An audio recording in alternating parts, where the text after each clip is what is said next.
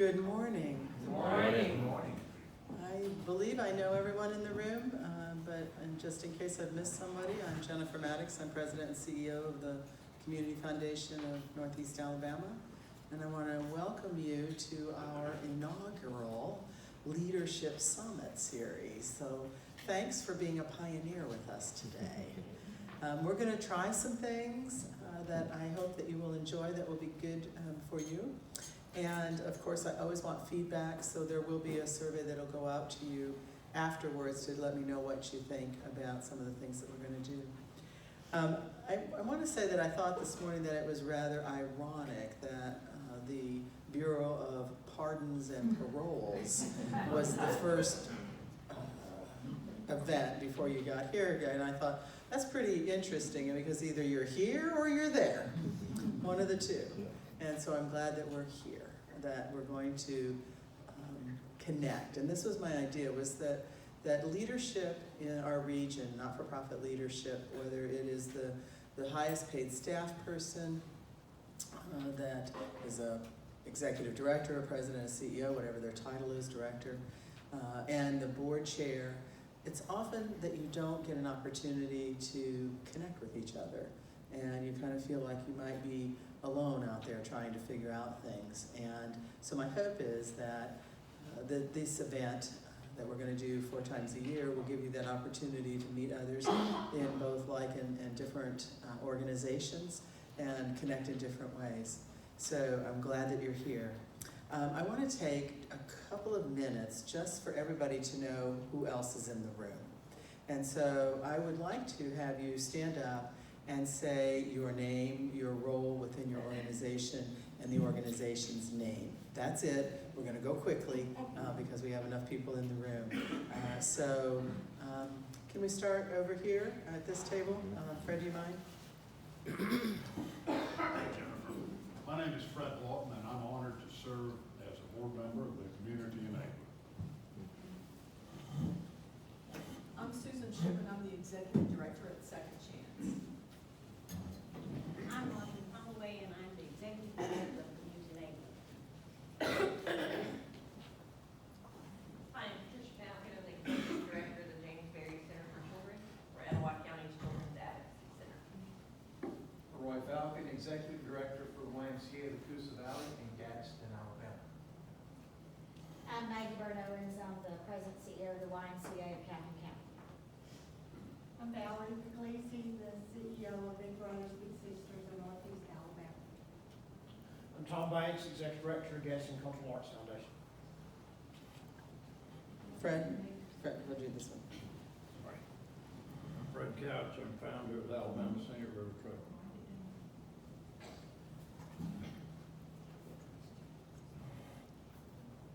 Get up. I'm a chair. Thank you. Vera Jordan, Foundation Board of Regional Medical Center. Regina Fullerton, Executive Director for RMC Foundation.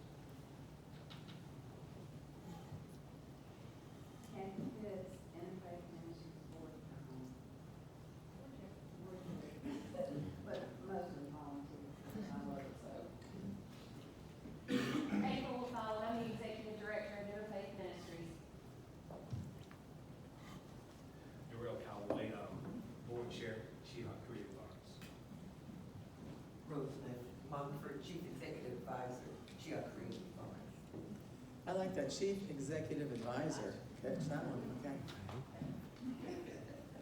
Good morning, Rashida Doss, Executive Director of Children's Services. Good morning, Sayram Salasi, Executive Director, Agency for Substance Abuse Prevention. I'm Jennifer Grace, the Executive Director for the Council on Aging of Etowah County. I'm Katie Gardner, I'm Board President for the Council on Aging of Walton. I'm Herb Gentry. I'm the President of the ARPA County of Bigger Counties. Tim Cooper, Executive Director, ARPA County of Bigger Counties. Keith Seacrest, Board Chair, Boys and Girls Club of East Alabama. Good morning, Johnny Bird, Executive Director of Boys and Girls Club of East Central Alabama. Howard Johnson, Chair of the Board of CAST. I like to call on all the Freds. Fred? Fred Smith, Director of Grants and Partnerships, Community Foundation of Northeast Alabama. Susan Williamson, Vice President of Advancement and Communications, Community Foundation. Mitch Rogers, Director of Scholarships, Partnerships, and Operations. I recently changed my title. Community Foundation. Paul Gearing, the Executive Director at Lakeside Hospice, headquartered in Pell City. I'm Laura Miller. I'm the Executive Director of Court-Appointed Special Advocates for Children of Calhoun, St. Clair, and Talladega Counties. Jessica Brumett, Development Director at Alabama Institute for Deaf and Blind.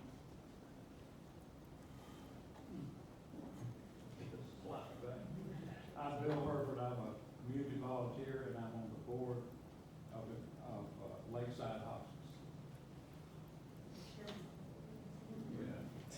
My name is Stephanie Honeycutt. I'm the CFO for Lakeside Hospice. Cassandra Norton, Media and Technology Specialist, Community Foundation of Northeast Alabama. And I'm Anthony Cook. I'm the Executive Editor for Consolidated Publishing, and I sit on the board for Community Foundation. So we have a lot of variety here and a lot of ways for you to connect with each other.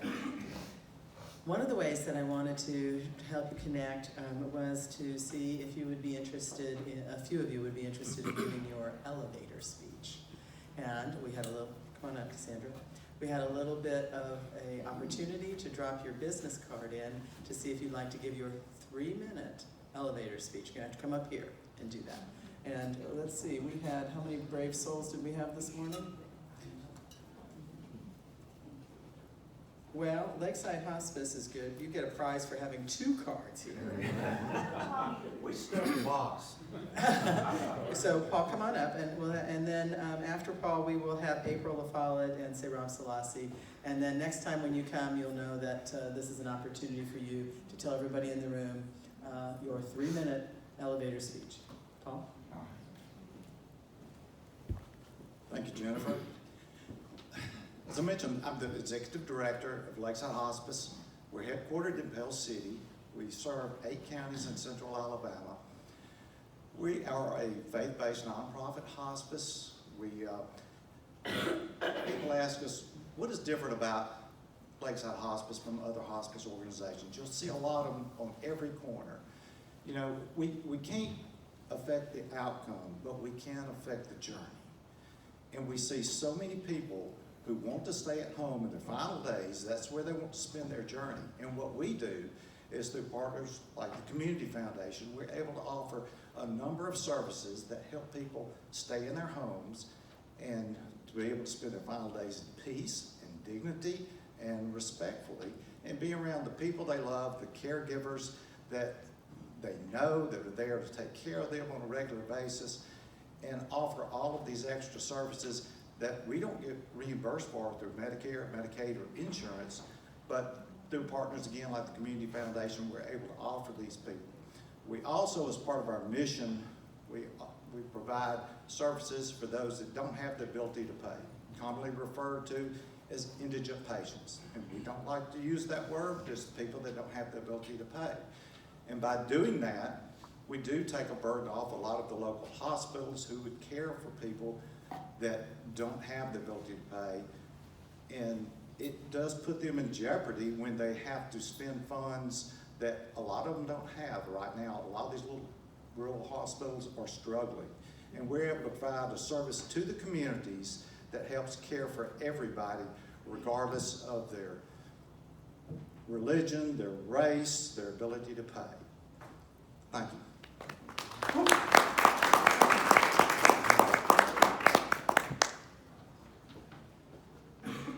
Under 3 minutes, excellent. April, you're up.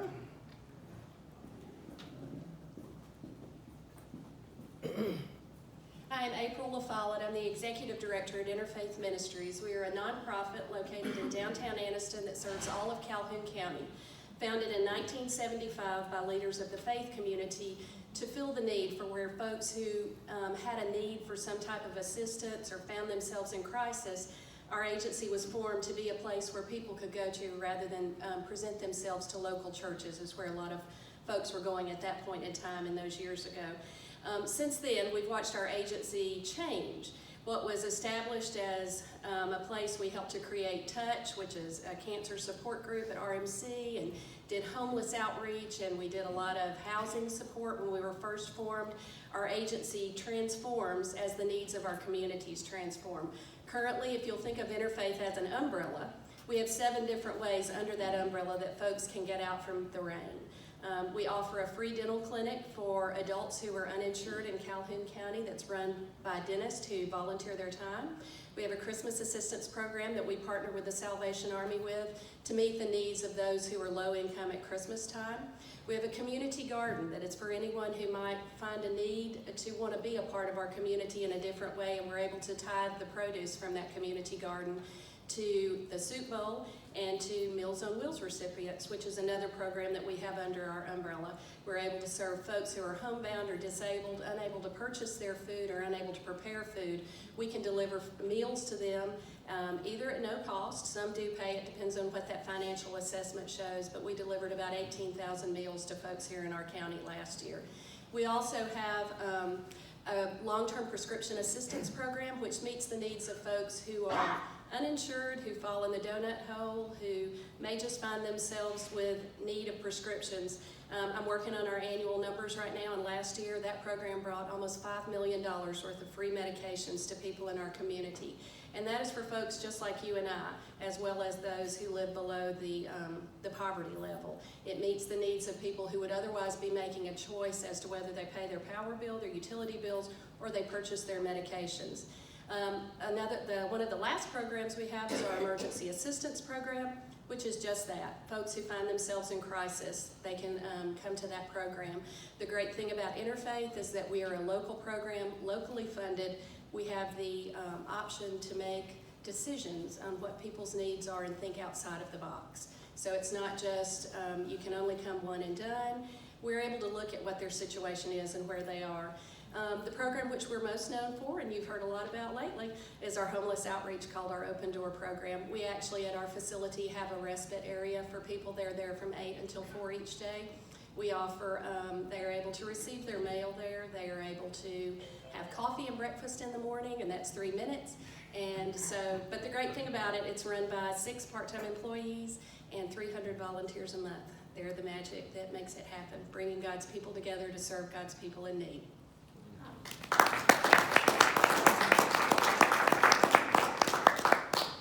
And here's Sarah. I should have read that more closely. Good morning.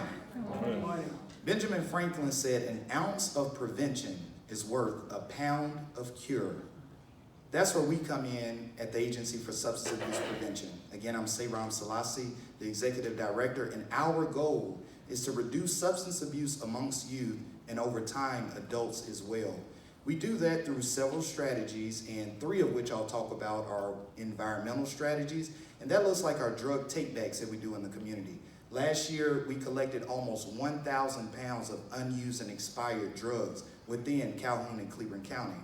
Number 2, our education strategies. We primarily focus on schools in Calhoun County 5th through 8th grade and implement evidence-based curriculums to educate youth and increase their awareness on abstaining from lives of substance abuse. And then number 3, our community-based approach.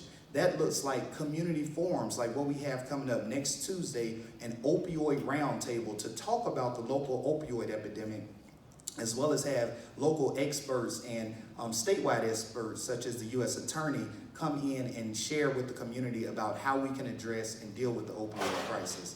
So that's who we are, that's what we do. You can reach out to us at any time at asaprev.com. Thank you.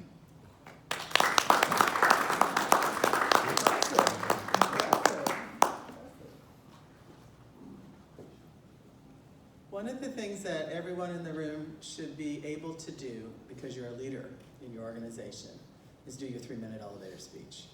So next summit that we have, I hope that there's lots more cards in the jar and that we can learn more. I want to take the opportunity to say that the Community Foundation of Northeast Alabama, our mission is to achieve positive change through the generosity of donors now and for generations to come. The only way that we can achieve that positive change is with every one of you that's in the room, because we're a grant maker. We work with donors to achieve good gifts for them, their family, and the community. We make grants and scholarship awards based on the gifts that have been given to us, and we work as a community partner. One of the ways that you know us most is the grants that your organization may have received from the Community Foundation. But another component of that is working with you for endowed funds, particularly creating endowed funds for your organization. There are several of you in the room that have an endowed fund with the Community Foundation. The idea is to provide a stream of revenue that will help you in times of difficulty, or regular revenue to enhance your budgets. If you don't have an endowment with the Community Foundation and are interested in how to make that work, or how that could happen for your organization, I'm wanting to talk with you and to help you achieve that, because that gives really great financial stability to your organization. So with that, that's my elevator speech for you today. We're going to do one more thing before we have our guest speaker, and this is another way for you to connect with people. So you can see around the room that there's numbers on the walls: 0, 1, 2, 4, 5 to 10, 10 to 20, 20, 30, 30, 50, and 50 plus. What I want you to do is, this represents the number of staff, paid staff, that your organization has. I want you to get up, and I want you to go stand by the number that represents your organization, right? And then I'm going to give you more instructions.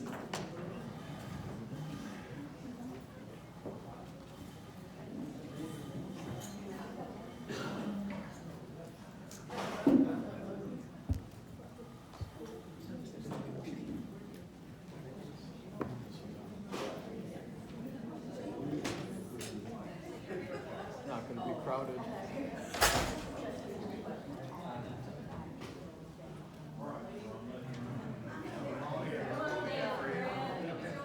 Okay, so is the crowd 2 to 4 with the 5 to 10, or is there a separation there?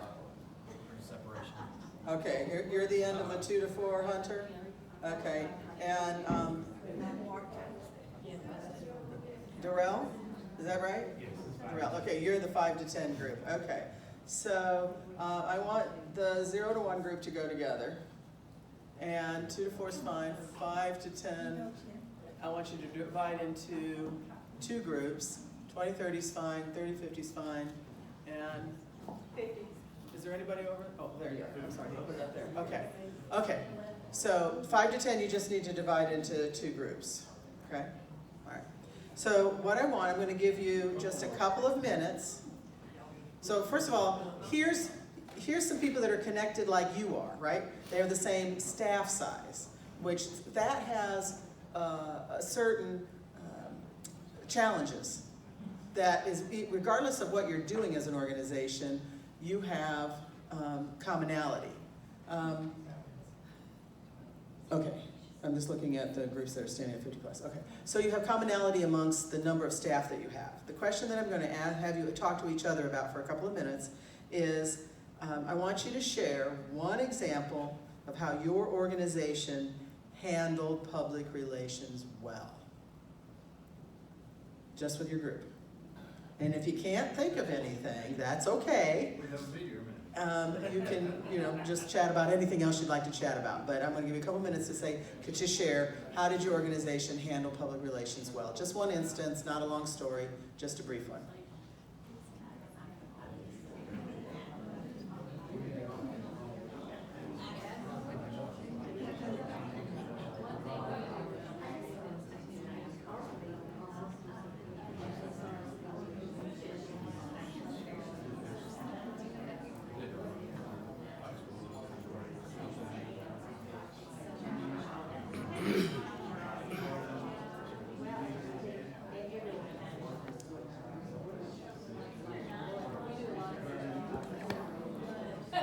I think you're right, there's a little different dynamic here.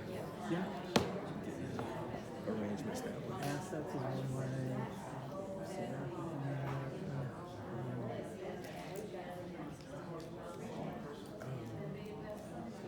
Programs is another.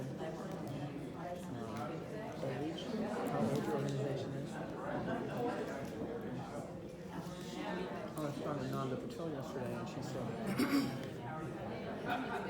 we're not as well known. Our county is it's enormous. We've been there 5 years. They've been there for years. We have thousands of people serve on that working with us. You can't compare. Right? That's good. Pay for organization. There's a lot of ways. I love the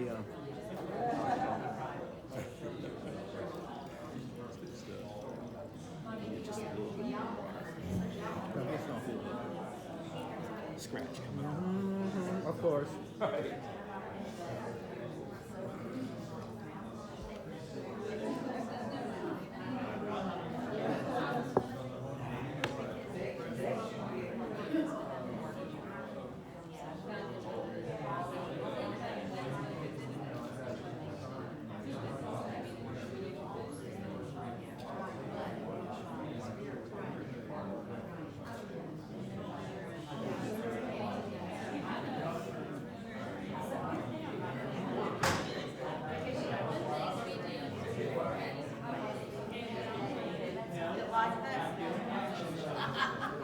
I mean, who would have think that Kay's RMC Foundation is anything? You've got Boys and Girls Club at 7 or the Gadsden Cultural Arts Center in Hoskins. Yeah, that you can see it all around the world. Different engagements. Fred and say Ron, they're thinking about what they represent, and you wouldn't see them together otherwise. Right, right, exactly. Yeah, you think interfaith is everything. I say, not Right. contrary. Actually, it wasn't interfaith. You got Chiha and Maudine. That one, you know, that group actually connects.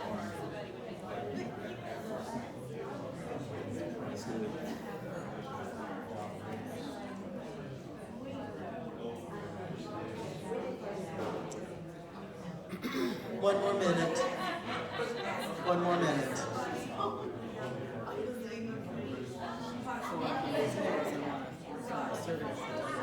Oh, yeah. I mean, this is lots of different ways to general introduction, elevator speeches, workshops. Yeah, I don't know that they understood what They do now. Yeah. And so next time. I hope. You never know. They should be able. Yeah, At any minute, they should be able to get up and give your elevator speech. Yeah. What you Absolutely. But, you know, Yeah.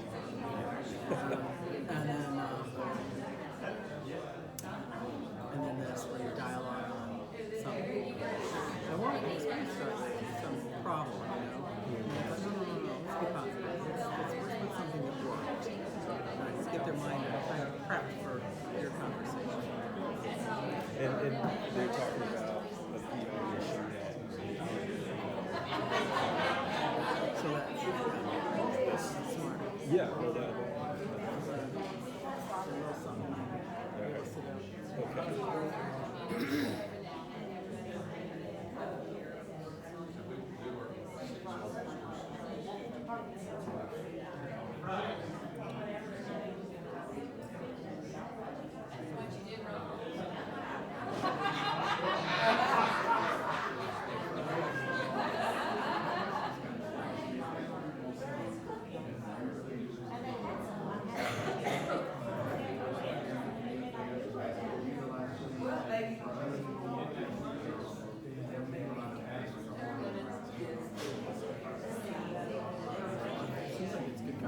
It is. All right, it's time.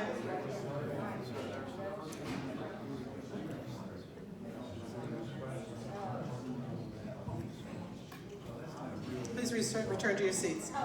Sorry. No.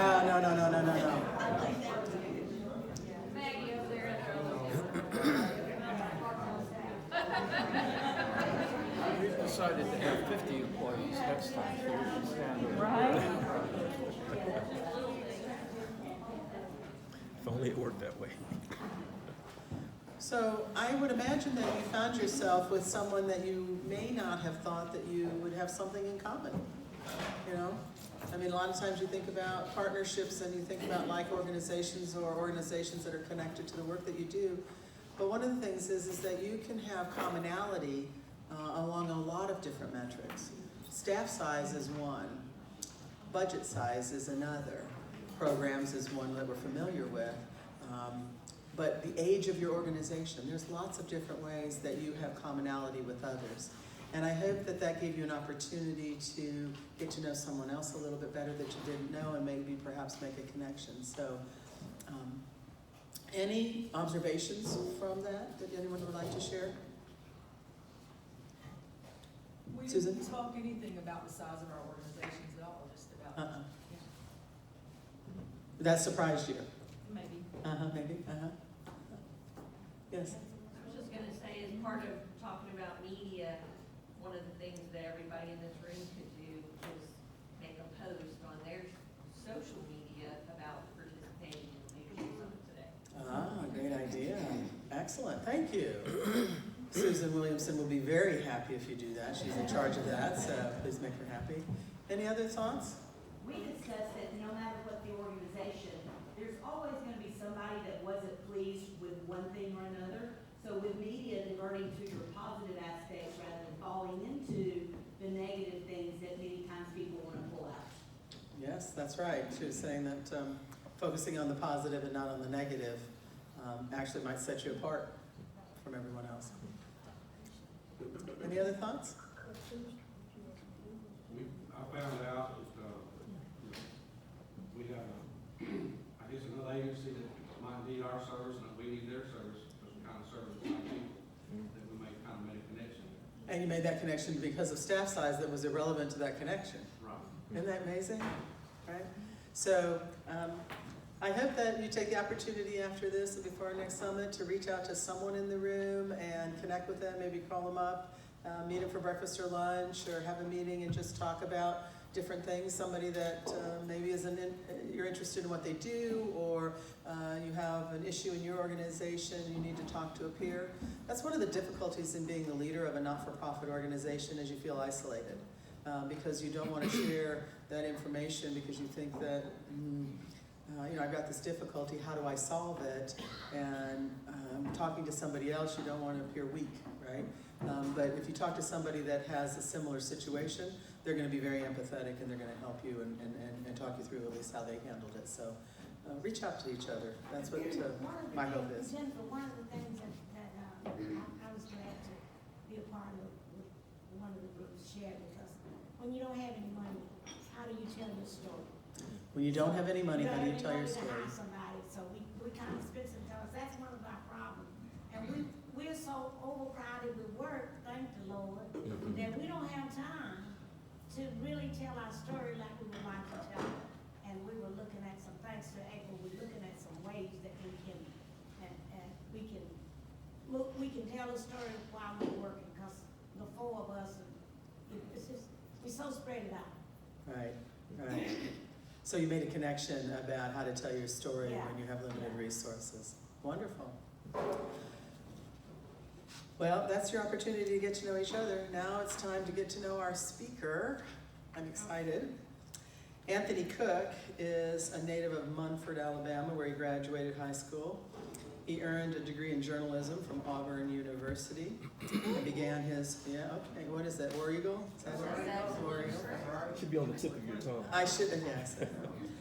He began his professional career as a reporter at the Anniston Star in 1993, and over the next 10 years, he covered Talladega and Clay counties, the cities of Piedmont, Jacksonville, Oxford, and Anniston, and crime and courts, and he served as the Metro editor for 3 years, through 2003.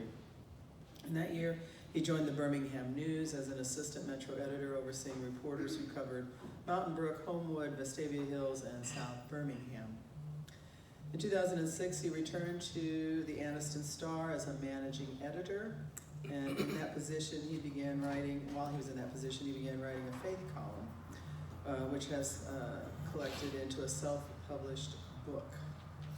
In the summer of 2012, colleagues from the Birmingham News recruited him as a lead editor over the Huntsville Times as the company became AL.com. I know about that. Moving to digital first reporting. And in 2015, he returned to the Daily Home in Talladega, bringing him back into the Consolidated Publishing family. 3 years later, he was promoted to executive editor for Consolidated Publishing, which places him over the Anniston Star, the Daily Home, the Cleveland News, the Jacksonville Piedmont News Journal, the St. Clair Times, and Lakeside Living Magazine. So he's been involved in news and on the receiving end of public relations for quite some time. He's also been the pastor of Christian Fellowship Bible Church at Anniston for 13 years. He and his wife, Selena, and their 3 children, Darian, Reggie, and Amaya, call Talladega home. I am very pleased we have someone to speak with you today who has extensive experience in public relations. Please join me in a warm welcome for Anthony Cook.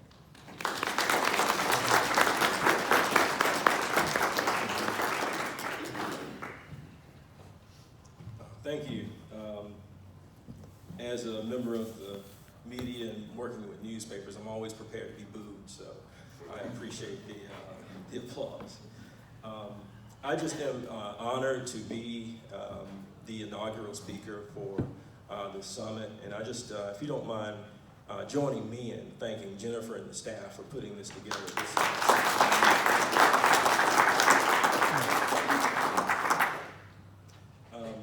So what we want to do is we want to talk about the fact that public relations is not a luxury. There is this notion that public relations is something that we can put on the back burner, something that is not quite important, or something that we can do when we need to do it, but not something that we should do consistently. But we want to get an idea of what public relations is. So we had a couple or 3 definitions for public relations, and the first is that it's the professional maintenance of a favorable public image by a company or other organization or a famous person. The key phrase in this definition is professional maintenance. Right? We should have somebody who is familiar and capable and understands the importance of public relations. It can be the CEO, but it can be somebody else in the company who is capable of doing this in a professional manner. You don't want your message mangled when you present yourself publicly. A strategic communication process that builds mutually beneficial relationships between organizations and their publics. I think the key phrase here is strategic communication. Right? It is a strategy. It is something that is thought out, but also relationships. The connection that you have with the people you serve, the community you serve, is a relationship. And I think when we think about it that way, and we think about it like any other relationship we have, then you will put into it what you would any other relationship to make it work, and that's time, trust, and communication, right? And so we want to make sure that as nonprofits that we're being as open as possible and strategic as possible in how we communicate with the people we serve. And the final definition is that it's the practice of managing communication between an organization and its public. I think the key word here is practice. It's something you want to do continually. You're always messaging to the community that you serve, to the public that you serve. Your constituents are people who want to be aware of what's going on with the nonprofit. And so with those basic definitions in mind, we're going to talk about this question here. Why do nonprofits think it's a luxury? And what we mean by that is, why do we think it's something that we can set aside or not pay attention to or neglect in any way? And so we just kind of brainstormed and came up with a few reasons why we think that is. And as a nonprofit, we know that we do good work, and we know that people like us, right? And so because people like us, there's no reason to maintenance my message. There's no reason to make sure that I'm trying to get people to like me if I know they already like me. Another reason, not-for-profits shouldn't have to promote a favorable public image, right? We're not a business, and so we don't need a marketing campaign. And so we feel like we shouldn't have to do that work. People know sometimes just by our name what we stand for, and that should be enough. Another reason, we heard this mentioned already, money is needed for our mission, right? We can't invest in this thing over here because we have to invest in the mission. We have to make sure that all the money, every penny, every nickel of it is going toward meeting that mission statement that we have and that we live by. Let's be honest, we don't know how to do it sometimes, right? We don't quite know how to craft a press release, and we don't know who to call at the newspaper or the TV station. We're not sure what the timing ought to be. We don't know if we should call a press conference, or we're just not familiar with it necessarily. So sometimes we just don't know how to do it. The other thing is we don't have anyone to do it, right? Everybody, no matter where you stood along these walls, you feel like you're stretched thin all the time. Right? There's always more to do than there are people to do it. And public relations just adds to that weight, to that load. Yeah, so let's take that knife out of my bag. So even when we try, the media doesn't get it right. And as a member of the media, I've seen this over the years. Sometimes what happens is we will quote someone accurately, and then when they see it, they don't like the way they sounded. That happens sometimes. That happened recently, in fact. A public official sent in a letter to the editor saying, you know, the quote that I gave, you guys should have checked with me on that quote because it didn't sound like what I tried to say. But he never said we misquoted him, right? But here's the thing I will admit, we don't always get it right. The media doesn't always get it right. And so that's why it's important to have attention paid to your public relations message, right? You want to make sure that you're thorough, make sure that it's something that you're practicing, and the more you do it, the better you get at it. The last thing is, even when we do it, we don't get it right and we make it worse. This is, I think, what that official was dealing with. He felt like the quote that he had given actually made things worse for what he was trying to say. And we're all, capable of doing that. Ask my wife. There are times when I think I'm saying something that is smoothing things over, and I'm making it worse the whole time, and sometimes I just need to hush. But those are some of the struggles we have with public relations, and some of the reasons why, as nonprofits, we just back away from the issue altogether and we don't engage. So here's what that leads to, right? When you don't actually actively engage in public relations, and when you don't have a plan, and when you don't make it a priority. These are some of the things that happen. So anybody remember a little over a year ago, about 2 years ago, the Boeing 737 MAX. This was the new plane that Boeing rolled out. And there were 2 crashes within 6 months of each other. Killed almost 400 people, right? The immediate response should have been, first of all, condolences and regret to those families. Second of all, you gotta shut those planes down, right? Till you find out exactly what happened with them. You gotta shut them down, get them grounded, and get an investigation going.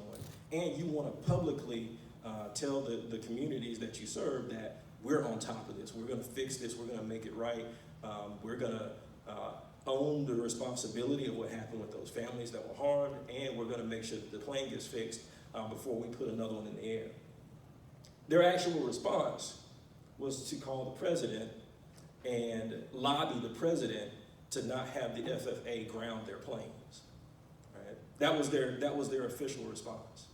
And so what the public is left with is a messaging that says, all you care about is profits. You don't care about those families. You don't even care about the safety of the next flight. right? And so that's the messaging that people receive from Bowling's response. That's a PR disaster. Right? Another example, and this one, you probably never heard of this one. This one is EasyJet. It's another airline. And what happened is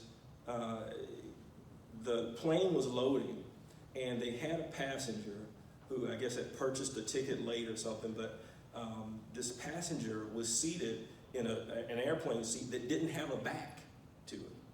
And so one of the other passengers took a picture and tweeted it out and said, you know, we don't know what's going on with this, but what would have happened if this plane had not had an extra seat? Because what they did was they seated this passenger in a seat that was left open later. And so the airline officials saw the tweet, and instead of saying, let us check into this and make sure that this passenger has a seat and make sure that they are safe when they're in the air, their response was, would you please take that tweet down?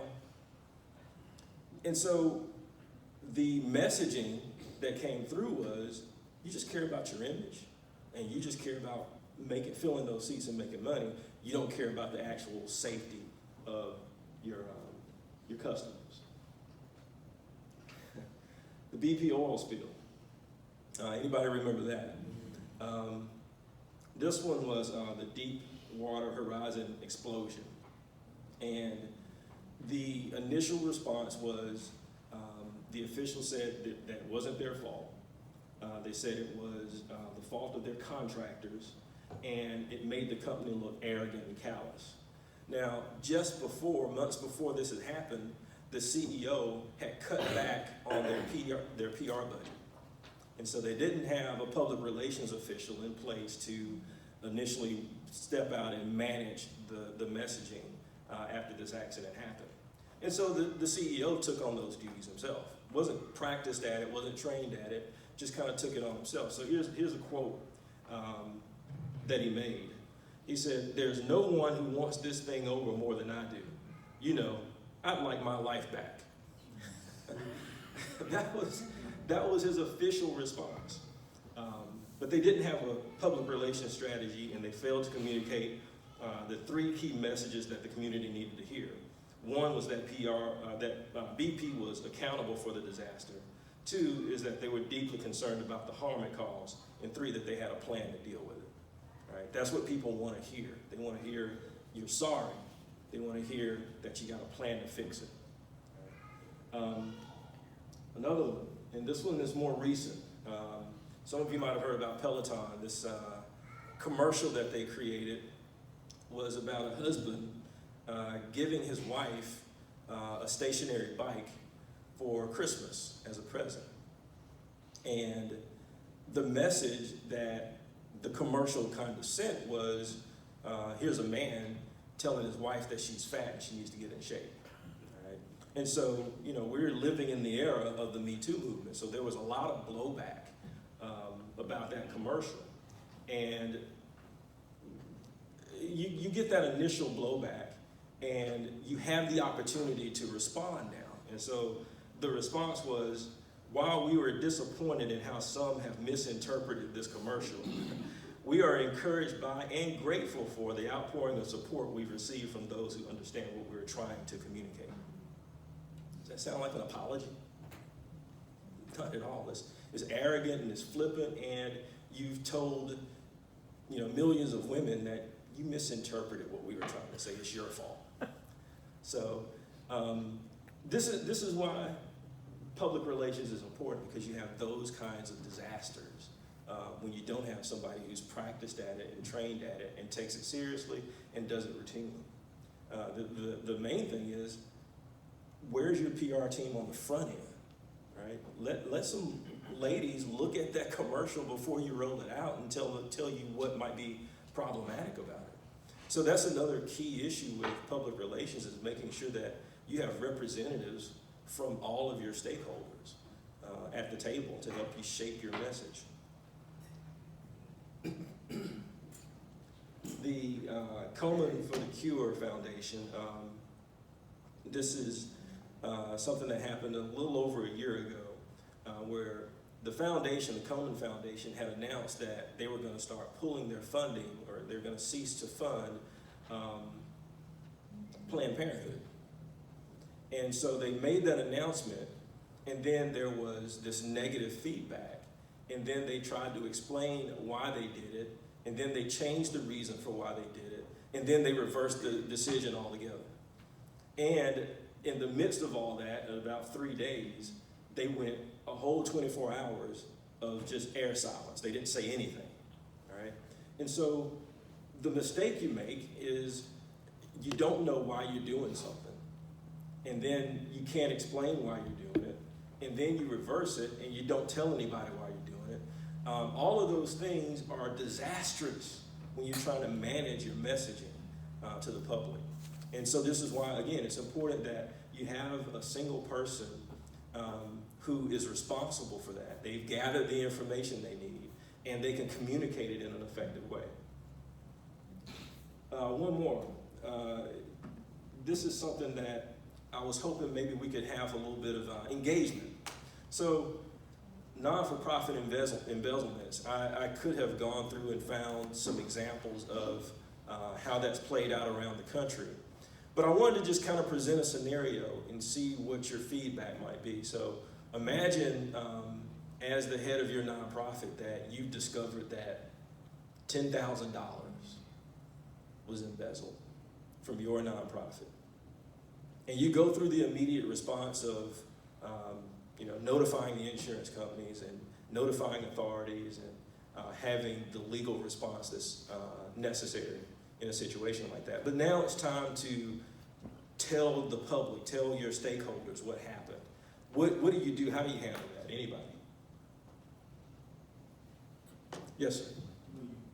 First you gather all the facts, and then you take ownership, even if it's not your place directly, even if it's a movement that's larger than, say, if you're part of something that's even on a national scale, but you certainly show that you are concerned for the people that it may have hurt and all the people whose trust that you've lost. But everybody takes ownership, and you have to put yourself in a position, how can we earn your trust again? Most importantly, how can we make you whole again as a result of what this has done to you and so many other people? So you start by offering, assessing the damage of who was hurt, and how do you reach out to those who were impacted by what did not go right. Right. You take ownership. Mm-hmm. That's good. That's good. Anybody else? Be honest. Absolutely. I think you go a lot further in your community, no matter what size your organization is, if you're just honest.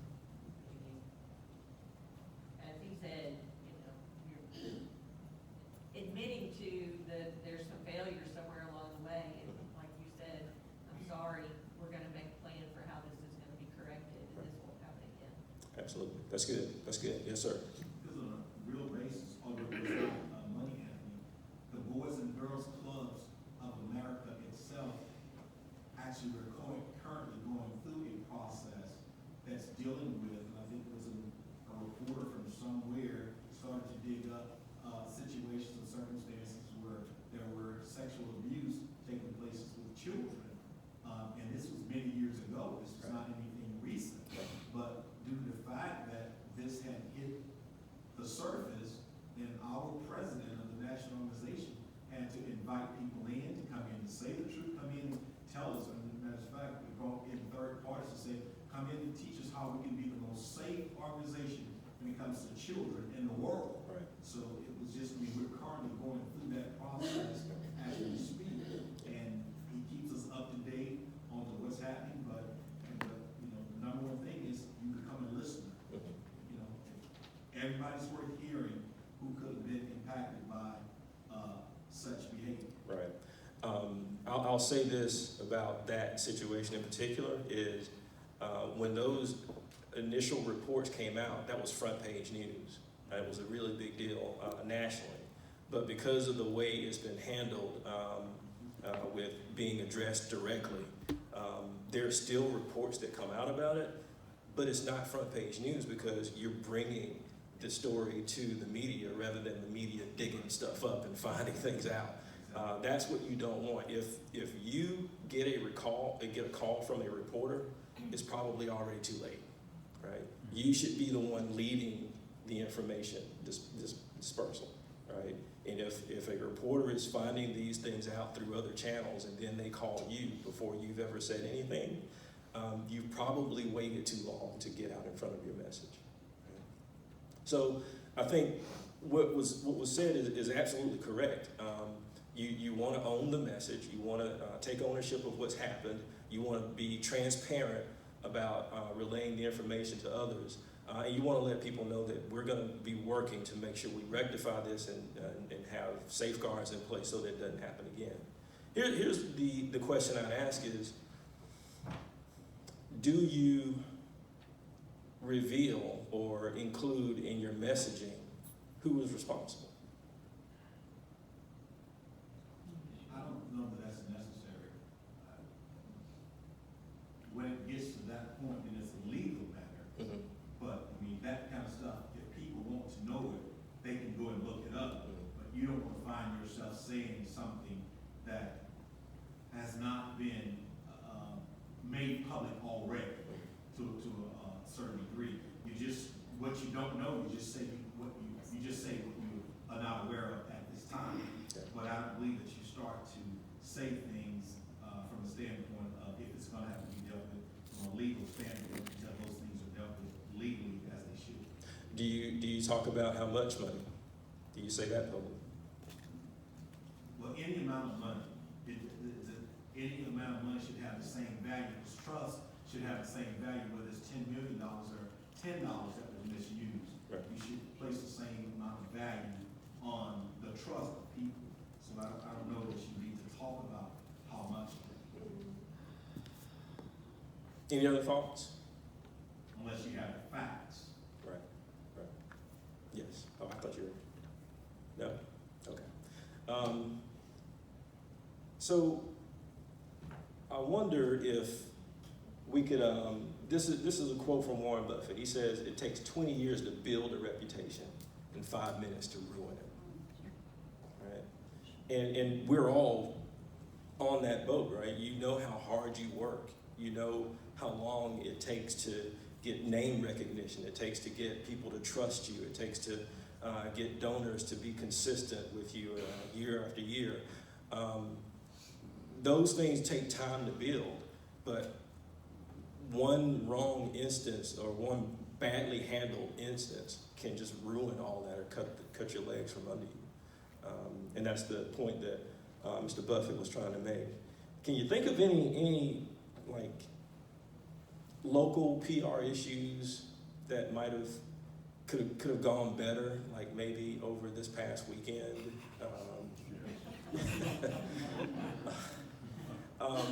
We were talking about this coronavirus issue and how we found out. We got an email press release middle of the day Saturday. Our reporter did at the office, and immediately started trying to figure out whether it was real. So we didn't want to publish that.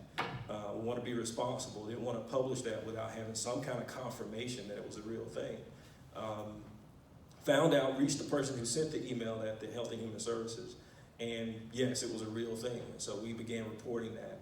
And then we started calling our local officials, and because we want to know, we have meetings every 2 weeks. Why didn't you guys tell us this was happening? And so our mayor, bless his heart, he said, I didn't know. He didn't know. Nobody had thought to let the local mayor know what was about to come to his city. Right? And not only the mayor, nobody told the county commission. We understand that the governor had gotten a phone call Friday night before all this happened, but Mike Rogers didn't know. Nobody told the congressman. Nobody told Senator Shelby. This was completely off everybody's radar. Talk about a perfect storm of the excellent way to mishandle your public relations, right? So ideally, you want to tell your stakeholders days before, and give the people on the ground the opportunity to start marshaling their resources and getting the word out and letting people understand this isn't going to be, outbreak or anything like that. This is going to be something that we're equipped to handle.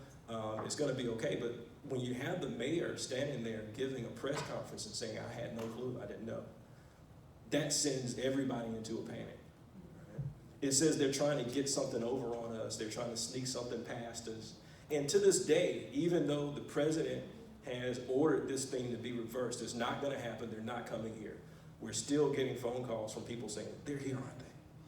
They're up there in McClellan. We know it. And they're saying, we heard the helicopter Sunday night, right? Or, we heard the hotels in Oxford were full Monday morning, right? And they're taking all of these pieces of information and they're adding one to one and getting China. And it's just making these leaps in the logic that would not be necessary if the information was available, right? That's public relations. That's why it's important that we get out in front of our messaging and we be completely honest with people. And even if it's not going to be favorable information on the front end, you still get it out there because it's much easier to deal with unfavorable information when you're open and honest about it than if people find out later what's going on and you didn't tell them, or they never find out and they're just guessing the whole time. And that's where we are now. People are left to guess about what's going on with this thing. So public relations is absolutely a necessity, right? Whether you have 0 employees or 100 employees, it's important. Right? We have to find a way to have control of our messaging. What you gain from managing appropriately and properly your public relations is the ability to maintain your good reputation. Right? Everybody in this room has an excellent reputation for what you do and how you do it, and that you operate with integrity. People trust you, right? But it takes one time, one incident to ruin that, right? And so we want to embrace public relations because that's what you gain. You gain control of the narrative of your own story. Wherever there is a gap in good information, it will get filled with bad information. Right? One of the biggest mistakes that public officials make is believing that you're helping the public by withholding information from them. That's never the case. It never plays out that way. You also minimize the downside and you maximize the upside. No matter what the issue is, you take the coronavirus issue from this weekend. When people are informed, yes, there's going to be negative blowback, but it's not at the level that it would be if they find out on their own. Yes, sir.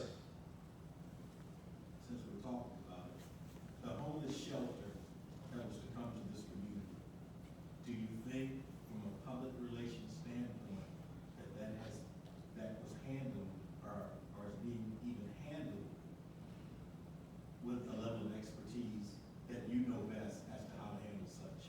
Well, I think there's always room for improvement. What I do know is that the people responsible for it are salt of the earth people. They have the best of intentions. And I think we are at a place now where we're catching up to what needs to happen and getting the word out and handling the questions that the public asks. I think no matter how this was handled, there's going to be negative response. Right? Somebody was going to respond negatively.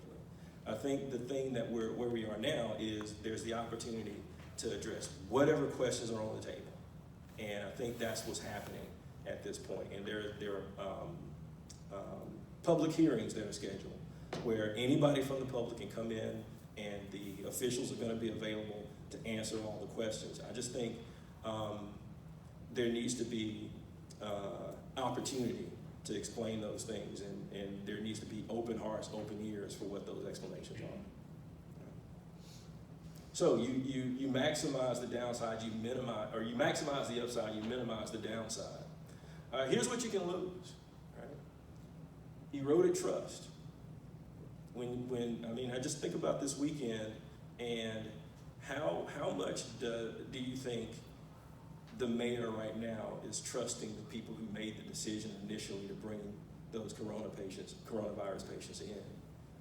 We don't know what the next thing is, but we're fully prepared to be surprised again by not having information and not being told what's happening.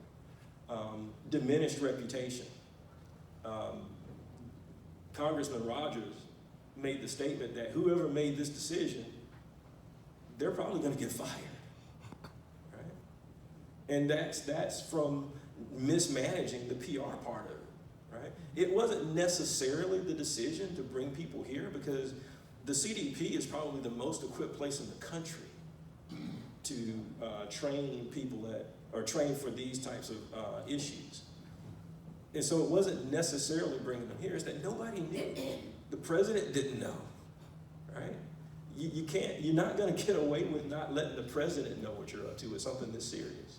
So a diminished reputation, and for us as nonprofits, a loss of donors, right? When people don't know what you're doing and don't know what to expect from you and don't feel like the messaging is being handled properly, they'll take their money and invest it elsewhere, right? And that's our lifeblood. We rely on our donors. So we want to make sure we're managing our message in a way that gives them confidence in what we're doing, right? So the other thing is a loss of community faith and support. Again, when we mention the names of any of your organizations out loud in the community, the response is usually positive. People recognize that you do good work and that you have the best of intentions, right? That could be ruined with one bad PR disaster. So we want to always emphasize the importance, the necessity of public relations, right? So creating a public relations plan. First of all, you got to recognize that you need one, right? And that's, I think, what we've been emphasizing the whole time. The other thing is you want to commit to creating a plan. We can have the notion in our minds, but until we put pen to paper, until we put rubber to pavement, it won't happen. So we got to commit to it. Then we got to actually do it. And noted here that there are lots of examples on the web. I wouldn't dare try to tell you how to create your PR plan. But there are lots of examples on the website, on the internet, and there might be combinations of what you find out there is what best fits for your organization. So go and do some research, but commit to making a plan for public relations. Then identify your spokesperson. This is one thing that I think caused the message, like the example with Coleman. I think there were different people saying different things from different areas, and if you have one person who's responsible for it, then you don't get your messaging mixed up. So identify that person. It can be the CEO, but it doesn't have to be. Your plate's full, right? But make sure you're looped in, make sure that person consults with you, and make sure that the messaging is consistent. Establish healthy relationships with the media. This is vital, right? There are some agencies that we never hear from, and when something goes wrong, we have to kind of chase those people down, and sometimes it's no comment, and which is fine, but it doesn't give us the opportunity to present whatever the story is from your point of view, right? If you have a good relationship with the media, though, I'll just mention one, for instance, AIDB. Where's AIDB? Yes, they do an excellent job. You got to stay in touch with us. You give us press releases. You let us know what's going on there. I mean, from keynote speakers coming in from other places, all the way down to recent hires or promotions. We get the Daily Home gets information about all those things, so we have constant information, and when we call Dr. Massia, he answers, you know? And so there's a strong, deep relationship that we have with AIDB, and many of the others here also. But my point is, that's helpful, that's useful, so that whenever there's something like a crisis that occurs, we know if we pick up the phone, that person's gonna answer. And that person's gonna help us tell the story in a way that's more complete and helps you get your story out. But if there's no relationship there and we call and we don't get an answer, then we push forward with the story because we don't know if we're ever gonna get an answer. Right? So developing that relationship with the media, and not just the newspaper, TV media also. Anybody in the media that is gonna be telling your story at any point, you wanna make sure you have a relationship with. The other thing is follow your plan, right? It's one thing to have this plan in place and to follow it point by point, step by step. It's another thing when you have it in a drawer somewhere collecting dust and then nobody knows it exists, and then when you need it, you just kind of shoot from the hip. Right? Follow the plan that you put in place. The other thing is respond quickly. The longer you wait to get your message out, the more likely it is that somebody else is out there telling your story for you.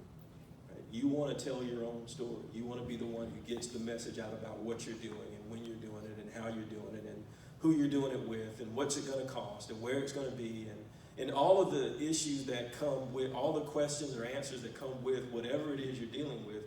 You want to be the one in control of that. Because if you don't, somebody else is going to guess about what's happening and they're going to fill in the gaps with their own information or speculations, and it won't be what you want. So respond quickly and get your message out. Finally, if there are any questions. Yes? Anthony, would you address how you incorporate social media into a plan and how it connects and what you got to think about? Because that'd be helpful. Yeah, I'd say the first thing to recognize with social media, yes, use social media. Many of you already have your own Facebook pages. That's right. It doesn't cost a thing to have a Facebook page or a Twitter account. Just recognize that there's a different audience on Facebook than there is when you send out a press release to the newspaper. Facebook has what we call trolls. So people will take whatever you say and they'll spin it. They'll try to make your message negative. And so be prepared for that, because unless you can't turn the comments off, right? And so people will go into the comments and they'll try to hijack your message. So just be prepared for that when you use social media. When you send a press release to the newspaper, we might call you to ask follow-up questions, but we're pretty much going to take what you've told us and turn that into a short news story. And we're going to present it the way you've given it to us. And whatever feedback you get is going to be directly by, a phone call or an email. But social media, if you post something on social media and you walk away for 2 hours, you might come back and there's 400 comments on there, and now you're pulling your hair out because you got to catch up to the messaging and get back out in front of it. And maybe it's something as simple as an unanswered question. But that's the only thing that I want to say is just be careful about, and maybe careful is not the right word, but just be aware that when you post something, when you post something on social media, you want to continue to monitor it and make sure you stay on top of what the feedback is through the comments. Yes, sir. What's the best method of holding, someone on your end accountable to a message that's been put out, to the point where if we didn't get it right, or if I gave it to you correctly, but for whatever reason it didn't come back correctly, how much accountability do you have to get that story turned around correctly? Yes. So how do I go about, or we go about making sure that we cannot do as much damage almost as possible? That's an excellent question. So as a journalist, and this is with pretty much any newspaper that you deal with, there is a standing policy to correct immediately any mistakes we make, right? And so the bottom line of is just reach out to the newspaper.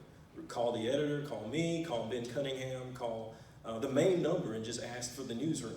But reach out to us and say, hey, this is what you had in the story and that was wrong and we need you to fix that. And we will correct that immediately. That'll be in that next edition of the paper. We'll go online and fix it. And what we'll do is, particularly online, we will note in the headline that this story was updated. And then in the body of the story, we'll correct what was wrong. And then we'll put a note at the bottom that says, editor's note, we corrected, this name to that name, or whatever what the mistake was we fixed. We'll note that we corrected it. So yes, we take seriously our responsibility to get it right. This is why we call and ask questions. Our greatest value is our credibility. And we're not credible if we don't own up to our mistakes. And so we definitely want to get it right if we get it wrong. Yes. Anybody else? If not, I really appreciate you guys' time. Thank y'all.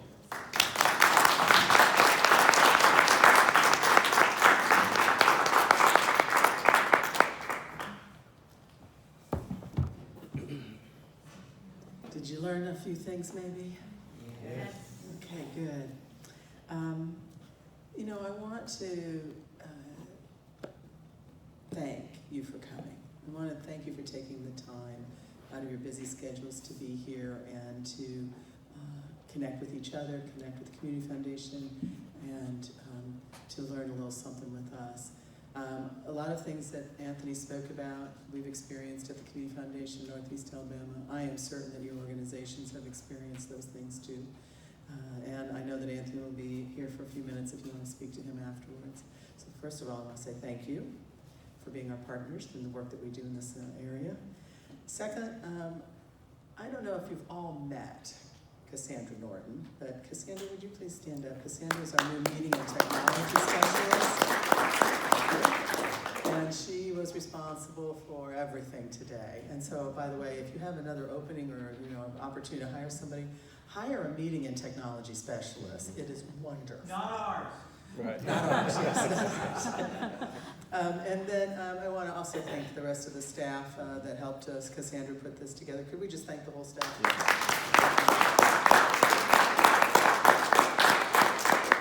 So we're going to send, as I mentioned earlier, I'm going to send you a survey for everyone that attended and have you tell us what you think of today, help inform what we're going to do for our next summit. The next one is going to be, mark your calendars, May the 20th. It will be in Gadsden. We have not yet confirmed the location, though I know you know where we're going. I think you're going to enjoy it. And I think you're going to like this topic, too. This topic is going to be top 10 ways to avoid a lawsuit.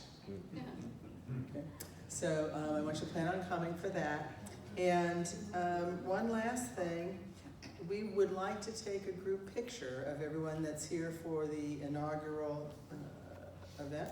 And I'm going to put this back at the beginning, although this might be interesting to get back there. We'll go back real quick. There we go. You want that one, right? Mm-hmm. Okay. So